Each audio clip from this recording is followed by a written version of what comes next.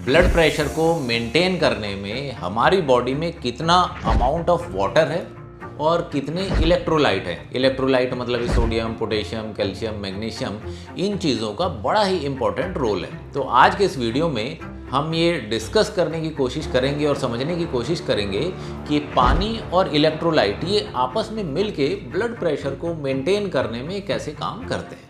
नमस्कार दोस्तों, मैं हूं लोकेंद्र तोमर और आप देख रहे हैं चैनल डायबेक्सी, जहां हम डायबिटीज़ मैनेजमेंट से रिलेटेड साइंटिफिक इन्फॉर्मेशन बड़े ही सिंपल लैंग्वेज में शेयर करते हैं।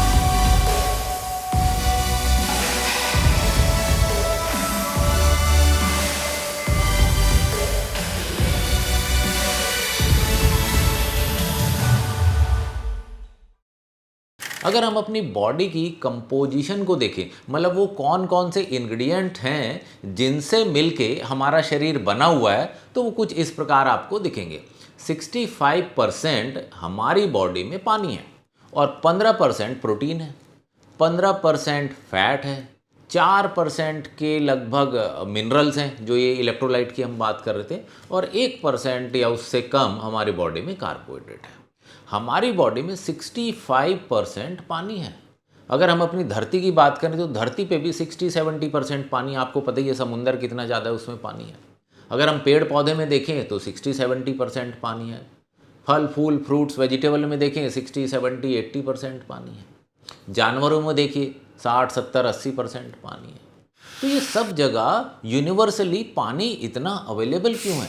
अगर पानी को हटा के कुछ और डाल दें, मान लीजिए तेल डाल दें सब जगह, समुंदर को तेल से भर दें, हमारी बॉडी में तेल भर दें, तो क्या होगा? हमारी बॉडी में 65% पानी है, धरती पे 65% पानी है। इतना सारा जो पानी है, तो पानी में ऐसी क्या खास बात है कि पानी इतना ज़्यादा है? तो एक छोटी सी प्रॉपर्टी मैं आज आपके साथ डिस्कस करता हूँ। पानी में जो एक प्रॉपर्टी है, एक जो गुण है जो किसी के पास नहीं है, उसके कारण पानी जो है सब जगह पाया जाता है, और वो है उसकी ब्रेक करने की टेंडेंसी। ब्रेक करने की टेंडेंसी, उसको थोड़ा सा भी एग्जांपल से समझेंगे। अगर केमिस्ट्री की लैंग्वेज में कहें तो पानी एक पोलर सॉल्वेंट है। पोलर सॉल्वेंट का क्या मतलब, उसको सिंपल लैंग्वेज में अभी हम समझते हैं। मान लीजिए हमने पानी लिया और उसमें एक चुटकी नमक डाला, तो नमक क्या हुआ? Sodium chloride. तो जैसे ही वो पानी में जाएगा, उसका सोडियम और क्लोराइड दोनों आयन अलग अलग हो जाएंगे। ऐसे ही अगर मान लीजिए हमने उसमें पोटेशियम क्लोराइड डाला, तो पोटेशियम अलग हो जाएगा, क्लोराइड आयन अलग हो जाएंगे उसके। ऐसे ही अगर मान लीजिए हमने उसमें कैल्शियम कार्बोनेट डाला, तो कैल्शियम अलग हो जाएगा, वो कार्बोनेट आयन अलग हो जाएंगे। तो इसका मतलब इन आयन्स को, जो मिनरल्स हैं, इनको ब्रेक कर देता है, इनको डिसॉल्व कर देता है।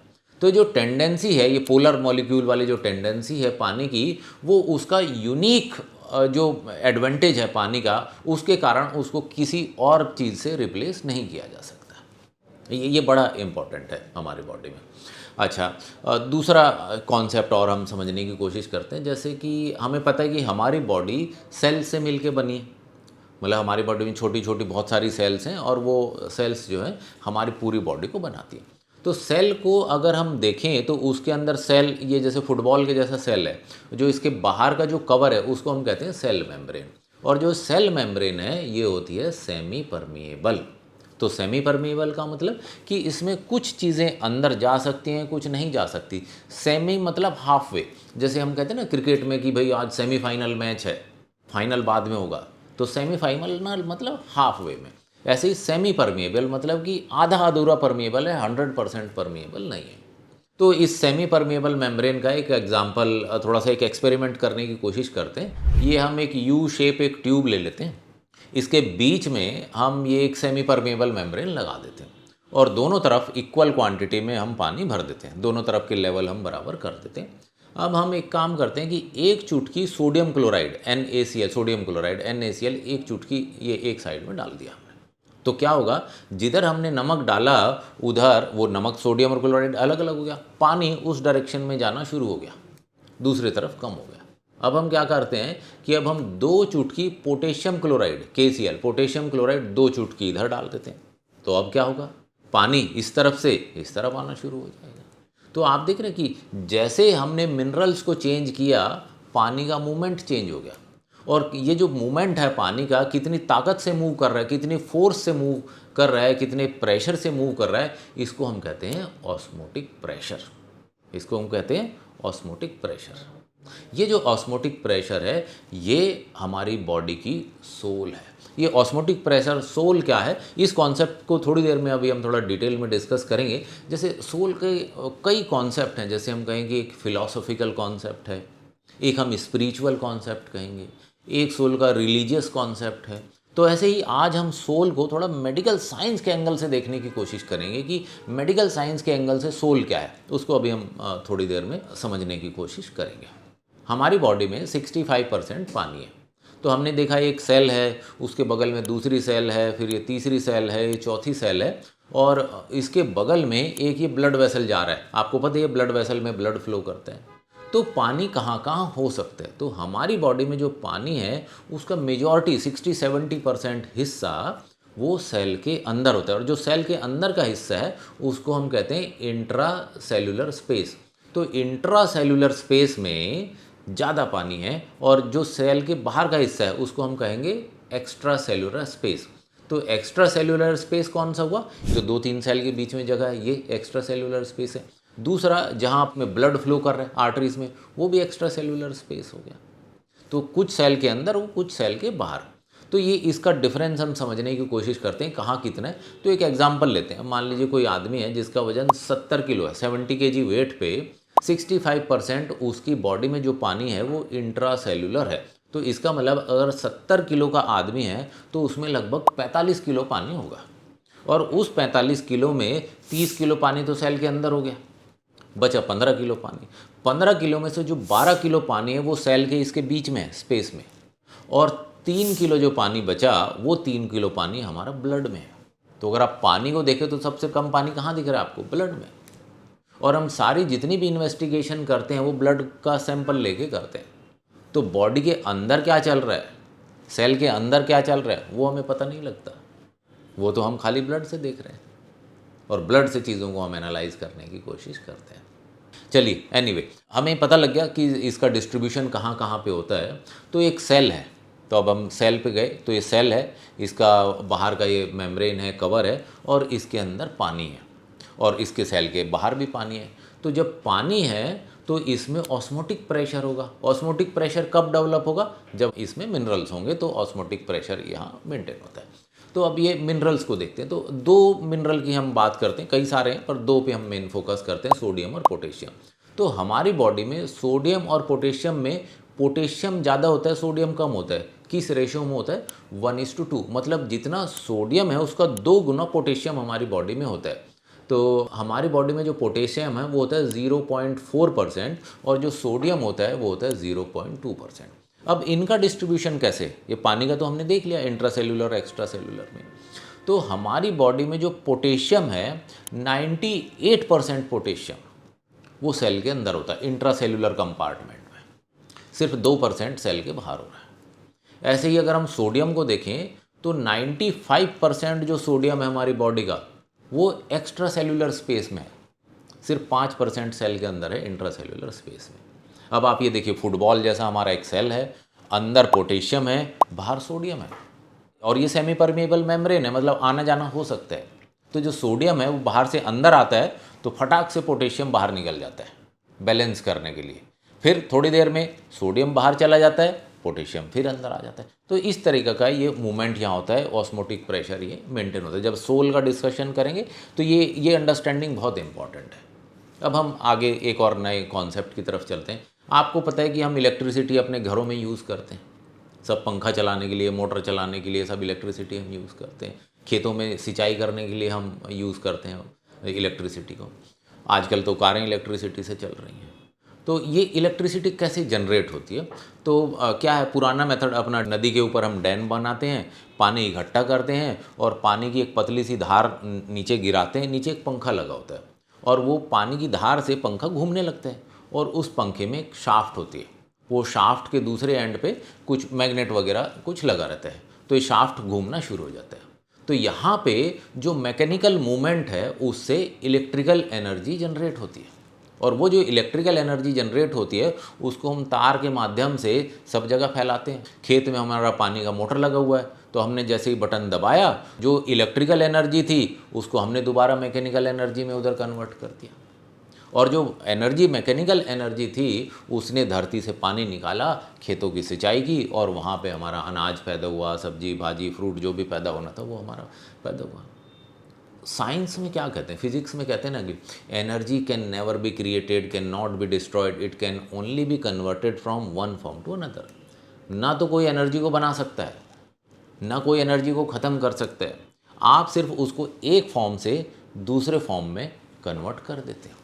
तो डैम वाली सिचुएशन में हमने क्या किया, एक फॉर्म ऑफ एनर्जी जो मैकेनिकल एनर्जी, जिसको हम पंखे से जो घुमा रहे थे, जो मैकेनिकल एनर्जी वहाँ पे पैदा हुई, उससे इलेक्ट्रिकल एनर्जी पैदा हो गई। ठीक है।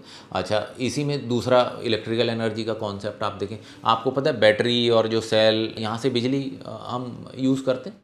तो यहाँ क्या हो रहा है, यहाँ तो कोई ऐसा पंखा नहीं घूम रहा है, तो यहाँ पे केमिकल रिएक्शंस जो हैं, इसके अंदर केमिकल होते हैं बैटरी के अंदर, और वो केमिकल जब आपस में रिएक्ट करते हैं तो इलेक्ट्रिसिटी पैदा होती है, और जो इलेक्ट्रिकल एनर्जी है उसको हम यूज़ करते हैं। तो यहाँ पे हमने केमिकल एनर्जी को इलेक्ट्रिकल एनर्जी में कन्वर्ट किया। और कितनी एनर्जी प्रोड्यूस की जा सकती है, तो एनर्जी तो बहुत है जो प्रोड्यूस करने को, जो अल्बर्ट आइंस्टीन ने कहा था ना, E=mc²। तो c तो हो गया वेलोसिटी ऑफ लाइट, वो बहुत ज़्यादा होती है, ऐसे वो कुछ 4-5 लाख किलोमीटर पर सेकंड के हिसाब से है, और m mass of the product हो गया। तो E=mc, मतलब छोटा सा मास भी बहुत एनर्जी दे सकता है, मतलब प्रोबेबिलिटी बहुत है, उसके अंदर पोटेंशियल बहुत एनर्जी देने का है। तो ऐसे अब हमारे सेल पे आ जाते हैं, ये हमारा फुटबॉल जैसा सेल, इसमें पानी भरा है, ऑस्मोटिक प्रेशर है, सोडियम पोटेशियम का मूवमेंट अंदर बाहर होता है। तो यहाँ पे जब ये सोडियम अंदर आता है, पोटेशियम बाहर जाता है, फिर पोटेशियम अंदर आता है, सोडियम बाहर जाता है, तो जो केमिकल ग्रेडियंट जो डेवलप हो रहा है उसके कारण इलेक्ट्रिकल ग्रेडियंट डेवलप होता है। तो यहाँ पे क्या मतलब हमारी समझ में आया कि जो केमिकल एनर्जी है वो इलेक्ट्रिकल एनर्जी में डेवलप हो जाती है। हमारे सेल में क्या हो रहा है, ये ऑस्मोटिक प्रेशर के कारण जो केमिकल एनर्जी है वो इलेक्ट्रिकल एनर्जी में कन्वर्ट हो गया, और वो जो इलेक्ट्रिकल एनर्जी जो हार्ट है, हमारे हार्ट को पंप कर रहा है, और ये पंप करके ब्लड को पूरी बॉडी में घुमा रहा है। तो जो हमने पिछले वीडियो में देखा था ना कि ब्लड प्रेशर मेंटेन करने में, बढ़ाने घटाने में हार्ट का रोल है, हार्ट पंप करेगा तो ब्लड प्रेशर बढ़ेगा। तो हार्ट पंप हो रहा है किससे, इस इलेक्ट्रिकल एनर्जी से। दूसरा हमने ब्लड प्रेशर का कॉन्सेप्ट क्या देखा था कि वैसो कंस्ट्रक्शन, ये ब्लड वेसल को नैरो करना, और वैसो डाइलेशन, ब्लड वेसल को डाइलेट करना। तो ब्लड वेसल का ये नैरो होना और डाइलेशन होना, ये भी इलेक्ट्रिकल एनर्जी से होता है, यहाँ पे बिजली की ज़रूरत पड़ती है। तो हमारी बॉडी के जो सारे के सारे फंक्शन हैं वो बिजली से चलते हैं, और बिजली हर सेल हमारी बॉडी की पैदा करती है, ये ऑस्मोटिक प्रेशर, पानी और जो ये इलेक्ट्रोलाइट है उसके कारण। अब एक और एग्जांपल हम ले, मान लीजिए कोई गर्म चीज़ है, हमारे हाथ पे हम ऐसे लगा दें उसको, तो जैसे गर्म है वो मैसेज बिजली की स्पीड से दिमाग के पास जाता है, और बिजली की स्पीड से ही वहाँ से रिस्पॉन्स आता है, और वो हमारी मसल को कॉन्ट्रैक्ट करता है और हम हाथ वहाँ से हटा लेते हैं। इलेक्ट्रिकल एनर्जी बिजली की स्पीड से काम होता है हमारे शरीर में। तो हमारे शरीर में चाहे वो ब्रेन का फंक्शन हो, नर्व का, बिजली से चलता है, चाहे वो मसल का मूवमेंट है, बिजली से चलता है, चाहे वो हार्मोन एक जगह से दूसरी जगह जाना है, या पेनक्रियाज में से इंसुलिन रिलीज होना है, वहाँ भी इलेक्ट्रिसिटी की ज़रूरत है। तो हमारी बॉडी में इलेक्ट्रिसिटी होती है, और इसको नापा जा सकता है। ये एक छोटा सा वीडियो देखिए। इंसानी शरीर के अंदर भी वोल्टेज होता है, मल्टीमीटर की सहायता से हम देख सकते हैं। तो देखिए, यहाँ देखिए, मेरे अंदर भी समथिंग वोल्ट है। इस प्रकार से आप इंसानी शरीर के अंदर बसने वाले वोल्टेज को नाप सकते हैं। आपने देखा ना कि इलेक्ट्रिसिटी को हम नाप सकते हैं ऐसे ह्यूमन बॉडी में। तो हमारी बॉडी में जो केमिकल एनर्जी है वो इलेक्ट्रिकल एनर्जी में कन्वर्ट होता है। और जो डैम वाला कॉन्सेप्ट है आपको याद होगा, मेरे ख्याल से अभी मुझे एग्जैक्टली कुछ याद नहीं आ रहा, पर मेरे ख्याल से 1825-30 के आसपास ये माइकल फैराडे ने ये कुछ एक्सपेरिमेंट किया था, जिसके कारण हमें ये मैग्नेटिक फील्ड में चेंज होने से इलेक्ट्रिकल फील्ड चेंज होता है, बिजली पैदा होती है, ऐसा कुछ कॉन्सेप्ट था। तो ये मेडिकल साइंस के एंगल से इस सोल के कॉन्सेप्ट को आप देखिए। तो सोल क्या है, हर एक सेल के अंदर है, और जो ऑस्मोटिक प्रेशर, वाटर और जो ये इलेक्ट्रोलाइट है, ये मिलके हमारी बॉडी में सोल क्रिएट करती हैं। आप इमेजिन कीजिए कि वो पहला सेल, जैसे कि ह्यूमन बीइंग बनेगा तो कैसे, एक स्पर्म और एक एग मिलेंगे, वहाँ पे एक सिंगल सेल बनेगा, और वो जो सिंगल सेल बनता है उसमें ये सेल बनेगा, पानी आएगा, सोडियम पोटेशियम आएगा, और बस इलेक्ट्रिकल एनर्जी जो क्रिएट होता है उससे पूरा ह्यूमन बीइंग क्रिएट हो जाता है। और अभी आपने देखा कि एल्बर्ट आइंस्टीन की इक्वेशन E=mc², मतलब कि जो छोटा सा मास है वो भी बहुत सारी एनर्जी प्रोड्यूस कर सकता है। तो फिर हमें डर किस बात का, कम एनर्जी होने का डर क्यों है हमें? आज अगर आप दुनिया में देखें तो 65% या उससे ज़्यादा बीमारियां लाइफस्टाइल रिलेटेड है, और लाइफस्टाइल रिलेटेड मतलब कि ज़्यादा खाने पीने के कारण हो रही है। आज देखिए डायबिटीज़ कितनी ज़्यादा है, ब्लड प्रेशर कितना ज़्यादा है, और ये सब क्यों हो रहा है? ये हो रहा है हमारी ज़रूरत से ज़्यादा ईटिंग हैबिट के कारण। हम अपनी ज़रूरत से ज़्यादा खाना खाते हैं और डर के मारे हर 2-2 घंटे में खा रहे हैं, कहीं एनर्जी की कमी ना हो जाए। और एनर्जी तो हम अपनी बॉडी में प्रोड्यूस कर रहे हैं, हर सेल में एनर्जी प्रोड्यूस कर रहे हैं। ये हम जो पानी, सोडियम, पोटेशियम ये मिलके हमारी बॉडी में एनर्जी प्रोड्यूस कर दे रहा है, तो हम तो सेल्फ सस्टेनेबल है एनर्जी के मामले में। तो इतना डर किस बात का? थोड़े से खाने से भी बहुत एनर्जी हम यूज़ कर सकते हैं, बहुत एनर्जी हम निकाल सकते हैं। तो टू मच ऑफ ईटिंग एक कारण है जिसके कारण ये बीमारियां होती हैं। नीचे कमेंट बॉक्स में आप भी बताएं आपका क्या मानना है इसके बारे में। ये जो 65% जो बीमारियां हैं जो लाइफस्टाइल रिलेटेड हैं, ये क्यों हैं? क्या कारण है कि सारी दुनिया में इतनी बीमारियां फैलती जा रही हैं, और वो इन्फेक्शन के कारण नहीं है, वो हम खुद लाइफस्टाइल से खुद प्रोड्यूस कर रहे हैं।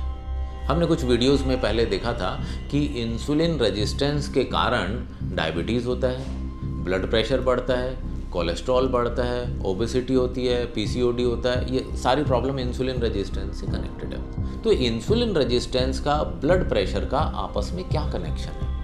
इंसुलिन, ग्लूकोज और ये सोडियम, पोटेशियम, वाटर, ये आपस में मिलके ये ब्लड प्रेशर का, इंसुलिन रेजिस्टेंस का क्या कनेक्शन है, इस कनेक्शन को हम अगले वीडियो में डिस्कस करेंगे। कमेंट्स लिखें, मैं आपके कमेंट्स का इंतज़ार करूँगा।